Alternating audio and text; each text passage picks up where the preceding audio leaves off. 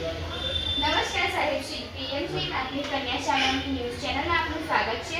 હું છું school reporter નમ્રતા. આજે તમારી શાળામાં યોજાયેલ બાળ સંસદની ચૂંટણીમાં આપ શ્રીનો હેતુ શું છે તે આપ અમને જણાવશો. ચોક્કસથી જણાવીશ. આજે પીએમશ્રી પ્રાથમિક કન્યા શાળામાં બાળ સંસદની ચૂંટણીનું આયોજન કરવામાં આવ્યું છે. ભારત એક લોકશાહી મૂલ્યો ધરાવતો દેશ છે અને બાળકોમાં અત્યારથી જ બંધારણીય મૂલ્યોનો વિકાસ થાય, બાળકો ચૂંટણી પ્રક્રિયાથી માહિતગાર થાય અને નાનપણમાંથી જ તેમનામાં લોકશાહીના મૂલ્યો વિકસે તે માટેના પ્રયાસના એક ભાગ સ્વરૂપે આજે આ શાળામાં બાળ સંસદની ચૂંટણીનું આયોજન કરવામાં આવ્યું છે, જે તેનો મુખ્ય હેતુ છે.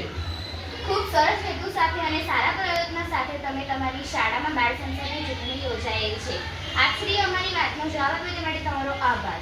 અમારો બીજો પ્રશ્ન છે કે શાળામાં શાંતિપૂર્ણ મતદાન થાય તે માટે તમે કેવી કેવી યોજનાઓ કરેલી છે તે આપ અમને બતાવશો. ચોક્કસથી જે રીતે લોકશાહીમાં ચૂંટણીનું આયોજન થાય છે તેવા જ સ્વરૂપે એક બૂથ બનાવીને બાળકોમાં ચૂંટણીના ચિહ્નોનું વહેંચણી કરીને એમને ઉમેદવારી ફોર્મ ભરાવીને એમની પાસે ચૂંટણીનો પ્રચાર કરાવીને એક શાંતિપૂર્ણ મતદાન થાય એ માટે એક બૂથ પણ તૈયાર કરવામાં આવ્યું છે, જે અમારા શિક્ષકો દ્વારા તૈયાર કરવામાં આવ્યું છે. તો તમે આ વિષયની વધારે માહિતી તમે બૂથ પર જઈને જ રૂબરૂ મેળવી શકશો. એ માટે વધારે વ્યવસ્થા ત્યાં જઈને તમે જોઈ શકશો. તો આપ જોઈ રહ્યા છો કે કેવી રીતે મતદાન કરવા માટે મતદારોની સંખ્યા અને તેમનામાં અનેરો ઉત્સાહ જોવા મળી રહ્યો છે. તો ચાલો નજર કરીએ બૂથ તરફ કે જે આચાર્યશ્રી આપણને ચૂંટણીની માહિતી આપશે. આવું છું આમ જ લઈ.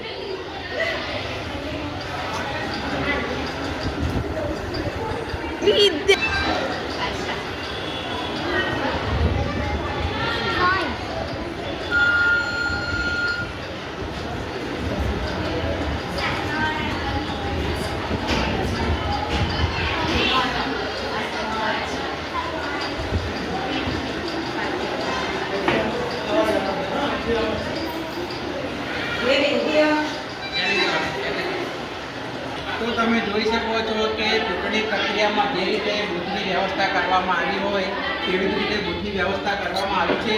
અહીંયા તમે જોઈ શકો છો કે અમે પોલિંગ ઓફિસરને પણ નિમણૂક કરી છે.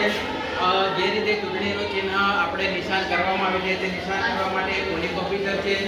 અહીંયા એક એપ દ્વારા અમે ઈવીએમની પણ વ્યવસ્થા કરી છે. બેલેટ યુનિટ, કંટ્રોલ યુનિટ છે.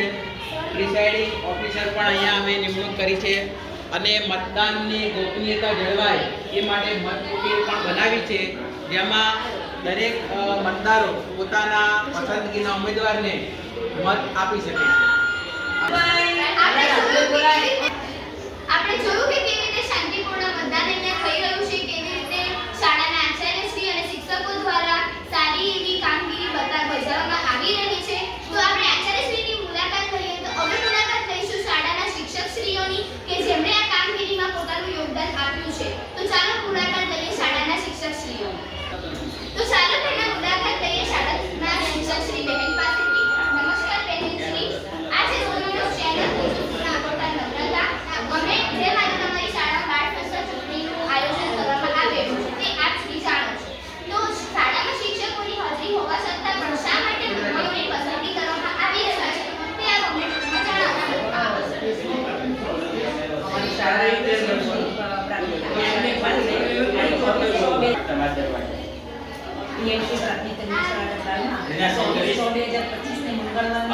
આજે બાળ સંસદની ચૂંટણી કરવામાં આવી રહી છે. જેમ આ બેને પ્રશ્ન કર્યો મને કે શાળામાં શિક્ષકો હોવા છતાંય કેમ ચૂંટણી કરવામાં આવે છે, તો આપણો દેશ છે એ લોકશાહી દેશ છે અને આપણી શાળા આપણી સ્કૂલમાં પણ એ લોકશાહીનો ઉત્સવ ઉજવવાનો છે આજે.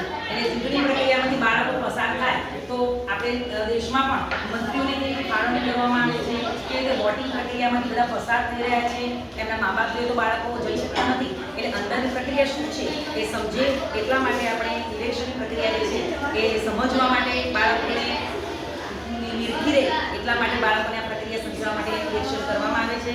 બાળકો ખૂબ જ ઉત્સાહભેર ભાગ લીધો છે. આજે બધા જ ક્લાસમાં ફૂલ સંખ્યા છે અને દરેક બાળકોને આ ફરજભેર આ ઇલેક્શનમાં ભાગ લીધો છે. આ પોલિંગ સ્ટાફ જે છે એ પણ ખડે પગે હાજર છે અને બહુ સારામાં સારી રીતે તૈયારી કરી છે અને આજે આનંદથી આ ઉત્સવ ઉજવવાનો છે. ખૂબ સારા પ્રયત્નો અને સારી કામગીરી દ્વારા શિક્ષક બેન્ચે આપણને માહિતી આપી. તો ચાલો હવે શાળાના એક શિક્ષક ભાઈશ્રી પાસેથી પણ માહિતી મેળવીએ. તો નજર કરીએ શાળાના શિક્ષક શ્રી પાસે. નમસ્કાર સાહેબ શ્રી, આ છે સ્કૂલ ન્યૂઝ ચેનલ. સ્વાગત છે તમારું અમારી ચેનલમાં. હું છું સ્કૂલ રિપોર્ટર નમ્રતા. આજે તમારી શાળા બાળ સંસદ ચૂંટણીની યોજના કરાયેલી છે. આમાં આપશ્રીનું શું યોગદાન છે તે આપ અમને જણાવશો. સર્વપ્રથમ તો આપણે વાત કરીએ તો આપણે શાળાના આચાર્ય શ્રી દિલીપભાઈ મિસ્ત્રીએ એક આયોજન કર્યું કે જેના દ્વારા સ્કૂલનું સંચાલન યોગ્ય વ્યવસ્થિત થાય એના માટે એક બાળ સંસદની રચનાનો પ્રસ્તાવ રજૂ કરવામાં આવ્યો. એટલે એના બાદ શિક્ષકોની મિટિંગ કરવામાં આવી. એમાં દરેક શિક્ષકોએ પોતાના વર્ગમાં પહેલાં તો ચૂંટણી કરાવી અને એમાંથી 2 વિદ્યાર્થીઓને અલગ કરાવીને નામ આગળ મોકલવામાં આવ્યું. ત્યારબાદ આપણે સ્કૂલમાં 11 વિદ્યાર્થીઓના નામ એના ચૂંટણીના ચિહ્નો બધું નક્કી કરવામાં આવ્યું અને અત્યારે હાલ ચૂંટણી યોજાઈ રહી છે. આમાં દરેક શિક્ષકો અને આચાર્યશ્રીએ ખૂબ જ મહેનત કરી છે અને બધું આયોજન અને યોગ્ય માર્ગદર્શન પૂરું પાડવામાં આવ્યું છે.